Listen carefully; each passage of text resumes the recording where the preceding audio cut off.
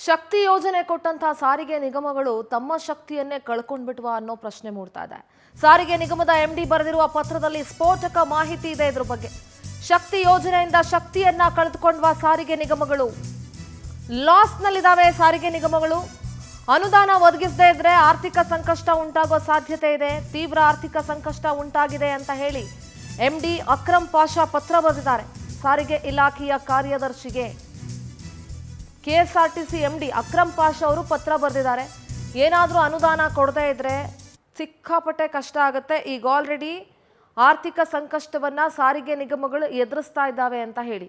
So ಶಕ್ತಿ ಯೋಜನೆಗೆ 10,613 ಕೋಟಿ ರೂಪಾಯಿ ನೀಡಬೇಕು ಅಂತ ಸರ್ಕಾರಕ್ಕೆ ಪತ್ರ ಬರೆದಿದ್ದಾರೆ. ಯೋಜನೆಗಳನ್ನ ಸರ್ಕಾರ ರೂಪಿಸ್ಬಿಡಬಹುದು, ಆದರೆ ಕಾರ್ಯರೂಪಕ್ಕೂ ತರಬಹುದು. ಅಲ್ಲಾಗುವಂಥ ನಷ್ಟವನ್ನ ತೂಗಿಸ್ಬೇಕಾಗಿರೋದು ಸರ್ಕಾರವೇ, ನಷ್ಟವನ್ನ ಭರಿಸಬೇಕಾಗಿರೋದು ಸರ್ಕಾರನೇ ಆಗುತ್ತೆ.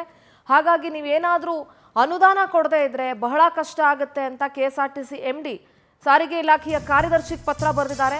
ಶಕ್ತಿ ಯೋಜನೆಗೆ 10,613 ಕೋಟಿ ರೂಪಾಯಿ ಕೊಡಬೇಕು ಅಂತ ಪತ್ರ ಬರೆದಿದ್ದಾರೆ. 4 ಸಾರಿಗೆ ಸಂಸ್ಥೆಗಳಿಗೆ 7,313 ಕೋಟಿ ಹೊಣೆಗಾರಿಕೆ ಇದೆ ಅಂತ ಲೆಟರ್ನಲ್ಲಿ ಉಲ್ಲೇಖ ಮಾಡಿದ್ದಾರೆ. ಮನವಿ ಮಾಡಿದ ಹಣಕ್ಕಿಂತ ಕಡಿಮೆ ಸಹಾಯಧನ ಕೊಡ್ತಾ ಇದೆ ಸರ್ಕಾರ.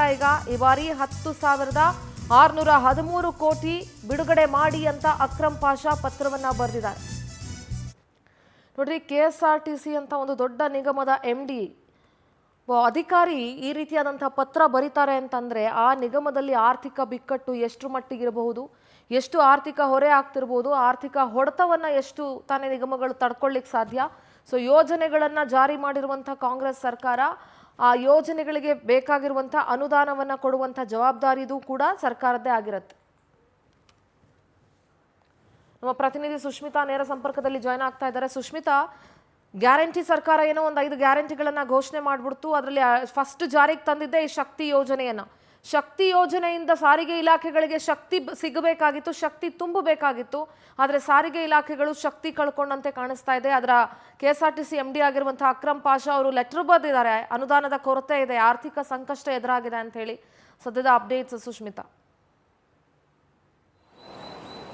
ಸಿಂಧೂರ, ಶಕ್ತಿ ಯೋಜನೆಯಿಂದ ಸಾರಿಗೆ ಇಲಾಖೆಯ ಶಕ್ತಿ ಕುಂದಿ ಹೋಗ್ತಾ ಇದೆ. ಇದಕ್ಕೆ ಒಂದು ಸ್ಪಷ್ಟ ಸಾಕ್ಷಿ ಏನು ಅಂತ ಹೇಳಿದ್ರೆ, ಸ್ವತಃ ಕೆಎಸ್ಆರ್ಟಿಸಿಯ ಎಂಡಿ ಆಗಿರುವಂತಹ ಅಕ್ರಮ್ ಪಾಷಾ ಅವರು ಸರ್ಕಾರದ ಕಾರ್ಯದರ್ಶಿಗೆ ಒಂದು ಪತ್ರವನ್ನು ಬರೀತಾರೆ. ಏನು ನಾಳೆ ಬಜೆಟ್ ಇದೆ, ಈ ಒಂದು ಬಜೆಟ್ನಲ್ಲಿ ಸಾರಿಗೆ ಇಲಾಖೆಗೆ 10,613 ಕೋಟಿಯನ್ನು ಮೀಸಲಿಡಿ, ಇಲ್ಲ ಅಂತ ಹೇಳಿದ್ರೆ ಸಾರಿಗೆ ಇಲಾಖೆಗೆ ಬಹಳಷ್ಟು ಕಷ್ಟ ಆಗುತ್ತೆ ಈ ಒಂದು ಇಲಾಖೆಯನ್ನು ನಡೆಸೋದಕ್ಕೆ ಅಂತ ಹೇಳಿ. ಏನು ಶಕ್ತಿ ಯೋಜನೆಯನ್ನು ಕಾಂಗ್ರೆಸ್ ಸರ್ಕಾರ ಅಧಿಕಾರಕ್ಕೆ ಬಂದ ನಂತರ ಯೋಜನೆಯನ್ನು ಫಸ್ಟ್ ಜಾರಿಗೆ ತರುತ್ತೆ. ಒಟ್ಟು 3 ವರ್ಷಗಳಾಗುತ್ತೆ, ಜೂನ್ ಬಂದರೆ ಈ ಒಂದು ಯೋಜನೆ ಜಾರಿಗೆ ಬಂದಂತಹ ಸಂದರ್ಭ ಆಗಿ.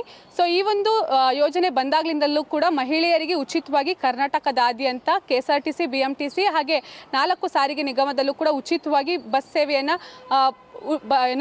ಸೇವೆಯನ್ನು ಒದಗಿಸಿರುವಂತಹದ್ದು. ಆದರೆ ಈ ಒಂದು ಮಹಿಳೆಯರ ಟಿಕೆಟ್ ಹಣ ಏನಿದೆ ಅದು ಸರ್ಕಾರ ಸಾರಿಗೆ ಇಲಾಖೆಗೆ ನೀಡಬೇಕಾಗತ್ತೆ. ಆದರೆ ಎಲ್ಲೋ ಒಂದು ಕಡೆ ಸಾರಿಗೆ ಇಲಾಖೆ ಕ್ಲೈಮ್ ಮಾಡಿದ ಹಣಕ್ಕಿಂತ ಕಡಿಮೆ ಹಣವನ್ನು ಇವಾಗ ಸರ್ಕಾರ ನೀಡಿರೋದು ಬಹಿರಂಗ ಆಗಿರುವಂಥದ್ದು.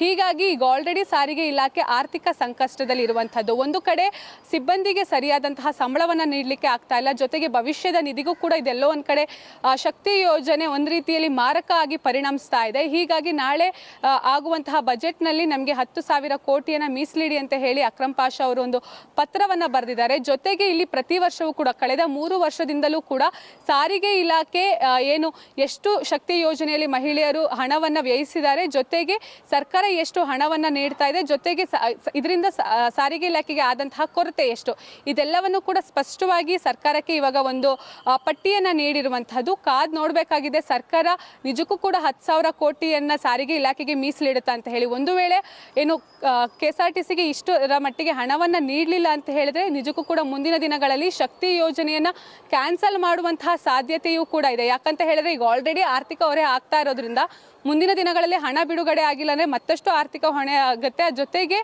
ಯಾವುದೇ ರೀತಿಯಲ್ಲೂ ಕೂಡ ಸಾರಿಗೆ ಇಲಾಖೆ ಒಂದು ಲಾಭವನ್ನು ಪಡೀಲಿಕ್ಕೆ ಇದು ಸಾಧ್ಯ ಆಗೋದಿಲ್ಲ. ಹೀಗಾಗಿ ನಾಳೆ ಅಟ್ ಎನಿ ಕಾಸ್ಟ್ ಸರ್ಕಾರ ಇದನ್ನ ಎಷ್ಟರ ಮಟ್ಟಿಗೆ ಪಾಲನೆ ಮಾಡುತ್ತೆ ಅನ್ನೋದನ್ನ ಕಾದ್ ನೋಡಬೇಕಾಗಿದೆ. ಸಿಂಧೂರ. ಆಲ್ ರೈಟ್ ಮಾ, ಥ್ಯಾಂಕ್ ಯು ಸುಷ್ಮಿತಾ ನಿಮ್ಮೆಲ್ಲ ಡೀಟೇಲ್ಸ್ಗಾಗಿ.